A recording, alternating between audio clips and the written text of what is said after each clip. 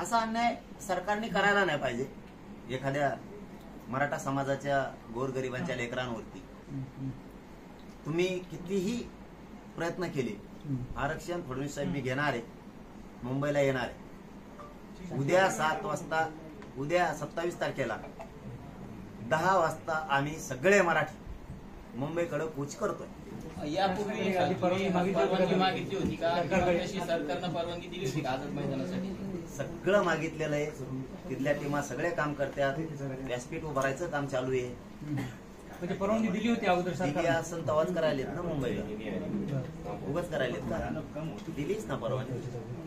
मग आता हे सरकारचा खेळ आहे सगळा, न्याय देवतेचा नाही। मराठा आरक्षणासाठी छत्रपती संभाजीराजेंनी जेव्हा आझाद मैदानावर हे केलं तेव्हा त्यांना परवानगी मिळाली, मात्र आता कुठेतरी द्यायचं जीवारात आरक्षण बसतंय, रास्त मागण्यात, खऱ्या मागण्यात, कायद्याला धरून आंदोलन बी लोकशाही मार्गाने कायद्याला धरू नये म्हणून त्यांची पोटदुखी येते मराठ्यांविषयी। त्यांना वाटतं मराठीने दगडफेक करायला पाहिजे, जाळपोळ करायला पाहिजे, मराठी ते करत नाहीत। लोकशाही मार्ग आणि कायदा मानणारे मराठी त्यांनी शांततेत आमरण उपोषणाची भूमिका घेतली आणि तिथं सरकार हरलं। आता हे सरकारच्या उचापात्या आहेत, घेणं नाही देणं नाही। कोण जातं हे न्यायालयात आपल्याला? बघा आमच्याकडून का सरकार? आपलं देवेंद्र फडणवीस, दुसरं कोण? दुसऱ्याला काय घेणं?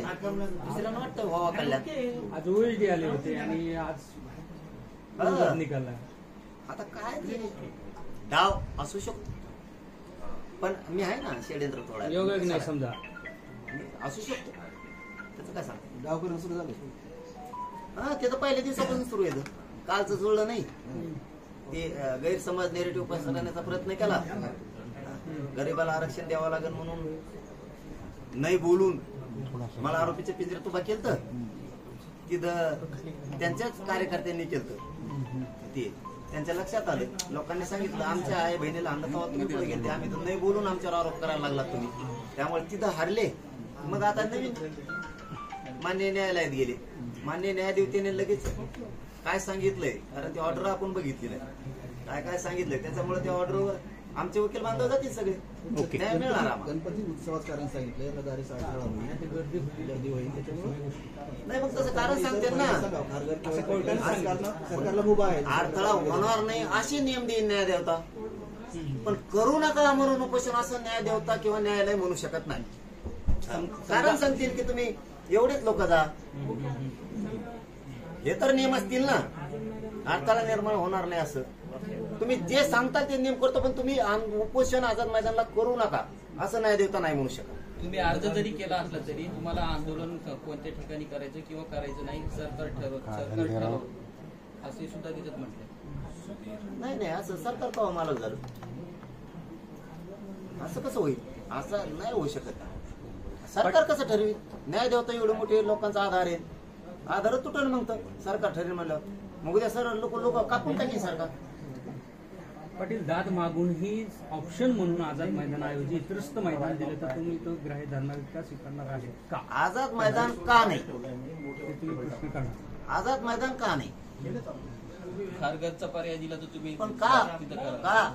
न्यायालयाचीच आदेश आली असेल तर न्याय देवतेला आमची काय अडचण आहे? न्याय देवता म्हणून तसं करतो ना, मी संख्या सांगतील काहीतरी सांगते ना न्याय देवता, असं करूच नका असं कसं म्हणून? लोकशाहीनं दिलेला अधिकार आहे, न्याय देवता न्याय देणार।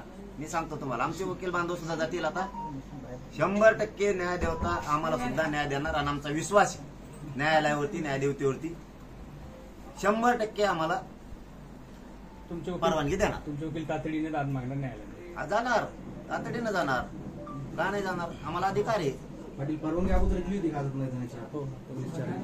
दिल्याशिवाय आहे का? ओके, थँक्यू दादा। नितेश राणेंनी चला, धन्यवाद। अरे बाबा, ते माननीय न्यायदेवतेनेच न्यायालयाने तिथं सांगितलेलं आहे की या ठिकाणी लोकशाही मार्गानं जनता राज्यातली आंदोलनं करू शकते।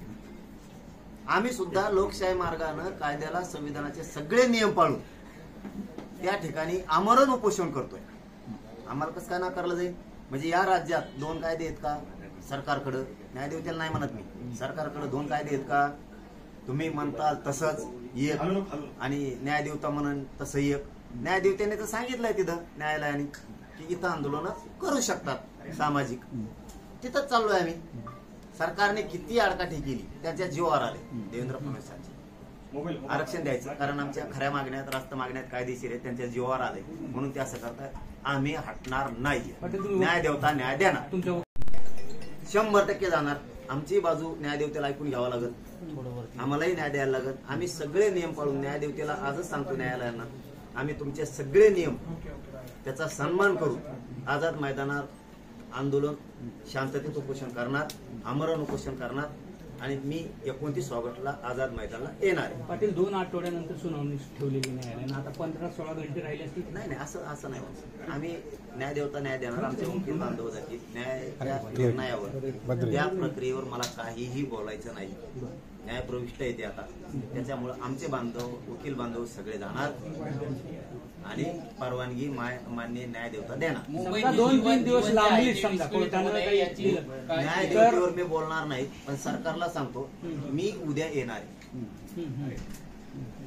म्हणजे न्यायालयाचे आदेश न्यायालयाचा आदेशाचा आम्ही सन्मान करतोय. न्यायदेवता आमच्यावर अन्याय करणार नाही. आमचे सुद्धा वकील बांधव जाणार. आज काही मनासारखं न्यायालयात झालंच नाही तर जर करला नसतं. न्यायदेवता ही सगळ्यांसाठी असा दुहेरी कायदा नाहीये. सन्मान जनतेच्या मागण्याचा, जनतेच्या भावनेचा आणि कायदेशीर मागण्याचा, आंदोलन करण्याचा अधिकार प्रत्येकाला आहे. न्यायदेवता तो अधिकार आम्हाला देणार आहे, हिसकून घेणार नाही. आमच्यावरती न्यायदेवता अन्याय करणार नाहीये. आम्हाला सुद्धा कायद्याच्या मार्गाने लढण्याचा अधिकार आहे. संविधानाने दिलेला अधिकार आहे. त्या अधिकाराप्रमाणे आम्ही लढणार आहेत आणि न्यायदेवता 100% न्याय देणार आणि आमचे वकील बांधव न्यायालयात जाणार. पाटील आझाद मैदान सोडून